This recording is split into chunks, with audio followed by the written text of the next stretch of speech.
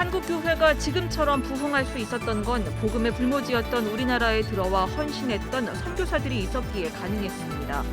1885년 우리나라에 들어와 복음 전도와 교육 활동 등을 펼치다 숨진 아펜젤러 선교사 순직 119주년을 맞아 그의 삶과 정신을 돌아보는 추모 예배가 열렸습니다. CBS가 한국기독교기념관 건립과 관련한 문제점을 연속으로 보도하고 있습니다. 오늘은 한국기독교기념관이 추진하고 있는 납골당 사업이 왜 위험에 노출돼 있는지 짚어봅니다. 지난달 한미 정상회담 이후 남북관계 개선에 대한 기대감이 커지고 있습니다. 이런 가운데 대북 인도적 지원에 힘써온 한국교회가 교착 상태에 빠진 남북관계 속에서 무엇을 준비해야 하는지 CBS 기획보도 교회와 대북 지원에 보내드립니다. 한국복음주의협의회가 북한에 억류돼 있는 선교사들의 석방을 촉구했습니다. 한국복음주의협의회는 김정욱, 김국기, 최춘길 선교사가 현재 북한에 억류돼 있다며 가족과 교회의 품으로 속히 돌아오기를 간절히 기도한다고 말했습니다. 여러분 안녕하십니까? CBS 뉴스입니다. 한국교회가 지금처럼 부흥할 수 있었던 건 복음의 불모지였던 우리나라에 들어와서 헌신한 선교사들이 있었기에 가능했습니다. 1885년 우리나라에 들어와 복음 전도와 교육 활동 등을 펼치다 숨진 아펜젤러 선교사의 순직 119주년을 맞아서 그의 삶과 정신을 돌아보는 추모 예배가 열렸습니다. 최경배 기자입니다. 우리나라 근대 교육의 아버지로 불리는 아펜젤러 선교사 순직 119주년을 맞아 그의 선교적 삶을 돌아보는 추모 예배가 열렸습니다. 아펜젤러 선교사는 1885년 4월 5일 부활주일에 언더우드 선교사와 함께 인천 제물포항을 통해 우리나라에 들어왔습니다. 당시 27살이던 아펜젤러 선교사는 갓 결혼한 아내와 함께 낯선 조선 땅을 밟았습니다. 아펜젤러 선교사는 갑신정변과 명성황후 시해 사건 등 혼란한 시대 상황에서 선교 사역을 펼쳤습니다. 아펜젤러 선교사는 복음 전도와 교육, 언론 활동 등을 통해 우리 민족의 미래를 이끌어갈 인재 양성에 힘썼습니다. 서울 정동에 정동제일교회와 대제학당을 설립했고 성경 번역과 신문 발행에도 나서는 등 근대 교육 발전에 크게 기여했습니다. 또 1886년에 조직된 독립협회를 지지하며 민족 계몽운동과 독립운동에도 기여했습니다. 17년 동안 활발한 사역을 펼친 아펜젤러 선교사는 1902년 성서 번역자 회의에 참석하기 위해 배를 타고 목포로 가던 중 선박 충돌 사고로 순직했습니다. 아펜젤러 선교사 순직 119주년 추모 예배에는 그가 설립한 배제학당 출신 목회자들이 모여 고인의 뜻을 되새겼습니다. 이기적으로 사는 죄의 죽음 가운데 있는 사람을 업사이드 다운 시켜가지고 이타적인 삶을 하나님의 영광을 위해서 살게 만드는 그런 신앙이다 이죠. 그런 살아있는 신앙이다 이거죠. 제가 이 살아있는 신앙을 아펜젤러 목사님이 갖고 계셨다는 사실이죠. 젊음과 열정을 바쳐 영혼 구원과 교육을 위해 헌신했던 아펜젤러 선교사의 삶은 감리교회를 넘어 한국교회 발전의 밑거름이 됐습니다. 그분이 가졌던 신앙적인 열정, 또 그리고 보여주셨던 개척정신, 그리고 조선에 대한 어떤 뜨거운 사랑, 목숨까지도 바칠 수 있는 뜨거운 사랑, 이제 그런 것들을 우리 후손들이 배우고 따라야 되지 않는가 그런 생각을 합니다. 선교 초기 우리나라에 들어와 17년 동안 열정적으로 전개되던 아펜젤러 선교사의 사역은 119년 전 불의의 사고로 중단됐습니다. 하지만 아펜젤러 선교사의 기도와 헌신으로 세워진 교회와 교육기관을 통해 영혼과 삶이 변화되는 역사는 계속 이어지고 있습니다. CBS 뉴스 최경배입니다. CBS는 한국기독교기념관 건립과 관련한 문제점을 지속적으로 보도하고 있습니다. 오늘은 한국기독교기념관이 추진하고 있는 납골당 사업이 왜 위험에 노출되어 있는지 이승규 기자가 보도합니다. 재단법인 한국기독교기념관 하늘정원 이사장 황학구 장로는 납골당은 인허가가 아니라 신고만으로 운영이 가능하다고 주장하고 있습니다. 황 장로는 다른 언론들과의 인터뷰를 통해 천안시에서 납골당 허가를 받았다고 주장하기도 했습니다. CBS가 확인해본 결과 황 장로의 주장은 사실과 달랐습니다. 종교법인의 납골당 운영은 사전 신고제로 신고를 했어도 일정 조건을 갖춰야만 운영이 가능합니다. 적합하게 다 맞아야죠. 뭐 기준이 다 뭐 크기나 종교단체 뭐 등록이 돼 있어야 되고 땅이 교회단체 소유해야 되고 이런 기준들이 있잖아요. 네네. 설치할 수 있는 지역인지 이런 걸 다 맞아야 이제 그걸 사용할 수 있고 그냥 무작정 짓고 신고한다고 다 되는 건 아니죠. 황 장로의 주장대로 신고만으로는 운영을 할 수 없다는 겁니다. 납골당을 운영하기 위해서 무엇보다 중요한 건 법인 명의의 건물과 토지를 소유해야 합니다. 하지만 수차례 지적했듯 재단법인 한국기독교기념관은 토지 확보도 제대로 하지 않았습니다. 또 천안시와 서북구청 어디에도 납골당 운영과 관련한 신고도 들어오지 않았습니다. 그 한국기독교기념관이 납골당을 뭐 만들겠다 이런 허가나 신고가 들어온 건 없죠? 네, 없어요. 납골당 운영이나 테마파크 건축을 위한 부지 확보도 쉽지 않아 보입니다. 기독교 기념관 건축 예정 인근 주민들은 토지 소유주와 재단 측의 가격 흥정이 제대로 이루어지지 않아 토지 매입이 쉽지 않을 것이라고 전망했습니다. 우리 사령 쳐놨지만 돈은 없지. 또저 파에서 돈은 조금 주지 그러니까 팔고 여기 다 타려고 다 계약도 했다가 안 되고 저기 그러니까. 건축이 쉽지 않은 상황임에도 기독교 기념관 측은 홍보를 위한 직원을 모집하고 있습니다.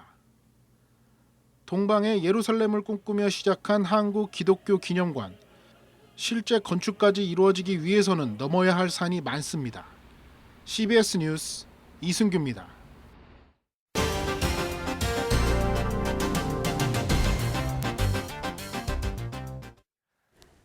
지난달 한미 정상회담 이후 남북관계 개선에 대한 기대감이 커지고 있습니다.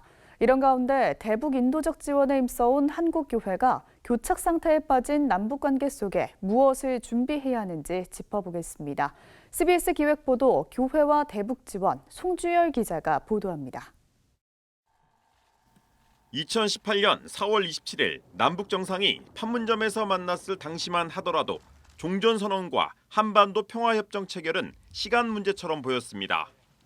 그러나 남북 관계를 둘러싼 대외적 변수들은 쉽사리 한반도 평화를 허락하지 않았습니다.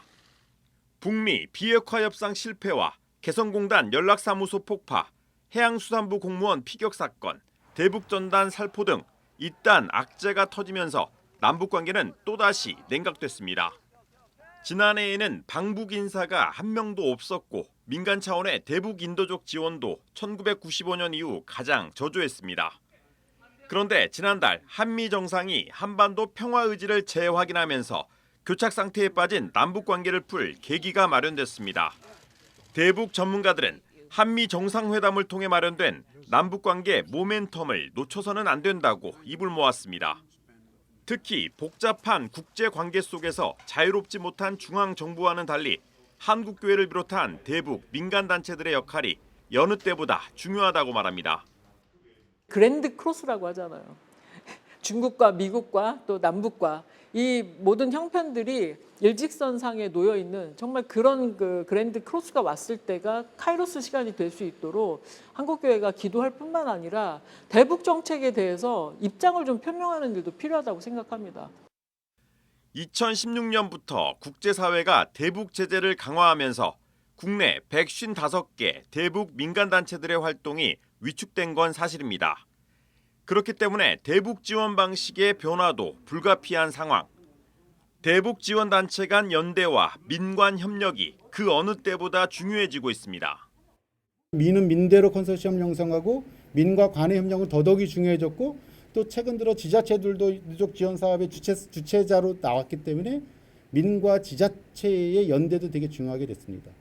그리고 민과 기업의 연대도 이제는 구상해 볼 필요가 좀 있는 시기가 됐다라는 생각을 갖게 되어집니다. 평화농장 안에서 사라져버린 통일, 담론을 같이 농사짓는 교육장으로서 아이들부터 또 17개 시도 곳곳에서 올라와서 같이 협력하는 농사를 논애기를 같이 하거든요. 그래서 눈물 나는 일이죠. 일각에서는 8월 광복절을 전후해 남북 관계가 개선될 것이란 조심스러운 전망을 내놓고 있습니다. 한국교회를 비롯한 민간 대북 지원 단체들도 한반도에 평화의 씨앗을 심기 위한 역할을 모색하고 있습니다. CBS 뉴스 송졸입니다.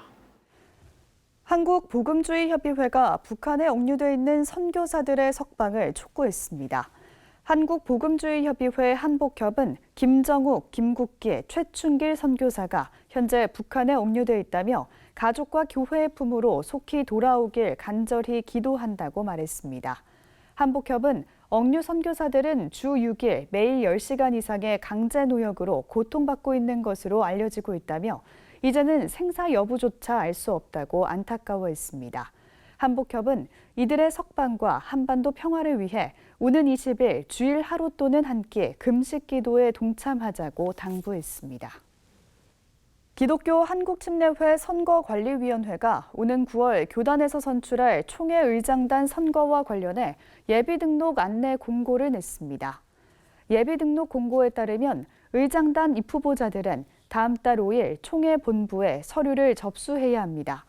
침례교 선관위는 후보자 접수 이전인 오는 28일 후보 등록 설명회를 갖고 오는 8월 31일 선거 공개 토론회를 갖는다고 밝혔습니다. 기독교 환경교육센터 산림이 전국 교회를 상대로 환경주의 예배 자료와 설교문을 공모합니다. 공모 주제는 생태 감수성 함양을 위한 예배로 형식과 연령에 제한 없이 6월 6일 환경주의 예배에서 실제 사용했거나 사용할 예정인 자료가 대상입니다. 접수는 오늘 30일까지 이메일로 제출하면 됩니다.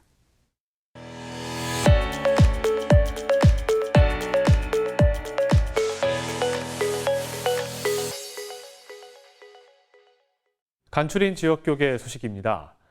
예장통합 영남지역 노회협의회가 목사장로 선교대회를 개최했습니다. 한국해피타트 충북 청주지회는 충북 옥천에서 사랑의 집 짓기 헌정식을 가졌습니다. 예장통합교단 영남지역 노회협의회가 주여 이제는 회복하게 하소서라는 주제로 대구제일교회에서 목사장로 선교대회를 가졌습니다. 오늘 하나님의 은혜로 영남지역 17개 노회 협의회가 함께 모여서 선교대회를 진행하고 있습니다. 하나님이 은혜 주셔서 복음의 새로운 물결에 거룩한 역사가 일어날 것을 믿습니다. 예수님 말씀하신 대로 세상의 소금으로 빛으로 사명을 감당하는 교회가 되리라고 확신합니다. 이번 선교대회에선 선교비와 장학금을 전달하는 시간을 가졌고 앞으로의 선교 방향을 짚어보는 선교 특강 시간도 마련됐습니다. 한국해피타트 충북 청주지회가 충북 옥천군 옥천읍 문정리에서 사랑의 집 짓기 헌정식을 갖고 노후된 흙집에서 아버지와 아내, 3남매 모두 6명의 식구가 살고 있는 이상진 씨에게 사랑의 집을 기증했습니다. 한국해피타트 충북 청주지회 명예이사장 정삼수 목사는 선한 마음들이 모여져 한 가정의 행복과 희망을 전했다며 하나님의 축복이 넘치는 가정이 되길 바란다고 격려했습니다. 한국교회가 당면한 성경적 가치관에 반하는 법안들의 동향을 설명하는 세미나가 부산에서 열렸습니다. 오늘 이런 자리를 마련해서 우리에게 더 많은 정보와 지식을 제공해 줄 텐데 이것을 삶의 실천에 옮겨서 하나님의 교회를 지켜내고 우리에게 주어진 예배 자유를 완전히 누리면서 하나님께 영광을 돌릴 수 있어야 되겠습니다. 고신총회는 이번 세미나에서 예배 회복을 위한 헌법소원 지원금 3천만 원을 예배 회복을 위한 자유시민연대에 전달했습니다. 대한성서공회는 최근 이재황 장로의 후원으로 아프리카 가봉에 불어 성경 3,500여 부를 보내는 기증식을 가졌습니다. 아프리카 서부에 위치한 가봉은 인구의 75%가 기독교인이지만 심각한 경제난으로 인해 대다수 교인들이 성경 없이 신앙생활을 하는 것으로 알려졌습니다. 기아대책이 오는 24일까지 행복한 나눔 가게를 통해 코로나 극복을 위한 물품 기부 캠페인을 진행합니다. 기아대책은 기업으로부터 기부받은 물품 18,000여 점을 판매하고 수익금 전액을 지역 아동을 지원하는 데 사용할 예정입니다. 장수 산서교회가 한일 장신대학교를 방문해 학교 발전과 우수인재 양성을 위해 써달라며 후원금 500만 원을 전달했습니다. 한일 장신대 최은하 총장은 지방대학 위기 상황에서 동문과 지역교회들의 관심과 후원이 큰 힘이 되고 있다고 감사 인사를 전했습니다.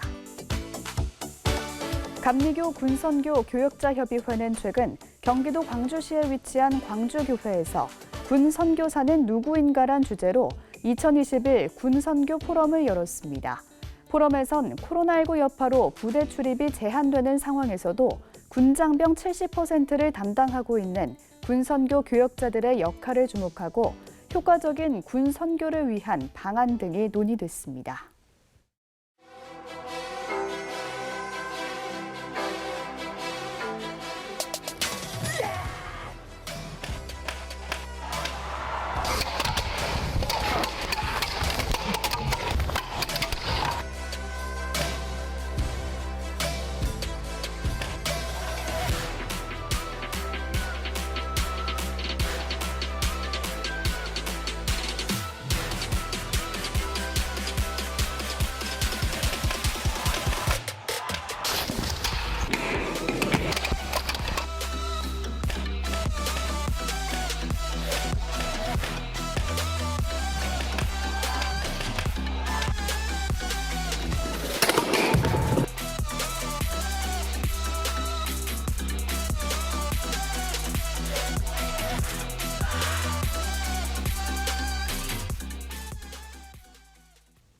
내일은 낮 기온이 올라 오늘보다 덥겠습니다. 이상으로 뉴스를 마칩니다. 함께해 주신 여러분 고맙습니다.